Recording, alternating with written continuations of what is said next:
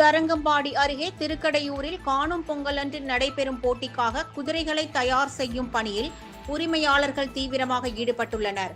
மயிலாடுதுறை மாவட்டம் தரங்கம்பாடியை அடுத்த திருக்கடையூரில் ஆண்டுதோறும் காணும் பொங்கல் அன்று ரேக்லா ரேஸ் எனும் மாட்டு வண்டி மற்றும் குதிரை வண்டி போட்டி நடத்தப்படுவது வழக்கம்.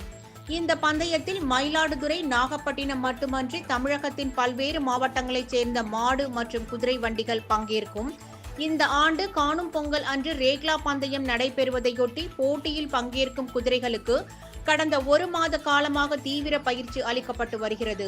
தினமும் காலை நடைபயிற்சி, அதனைத் தொடர்ந்து நீச்சல் பயிற்சி, கொள்ளு, கேரட் உள்ளிட்ட கலவை கொண்ட சத்தான உணவுகள், 10 கிலோமீட்டர் தூரம் ரேக்லா வண்டியில் பூட்டி அதிவேகமாக ஓட்ட பயிற்சி என்று குதிரைகளை தயார்படுத்தும் பணியில் அதன் உரிமையாளர்கள் ஈடுபட்டு வருகின்றனர். தினமும் இதற்காக ஒரு குதிரைக்கு 500 ரூபாய் வரை செலவிடப்படுகிறது.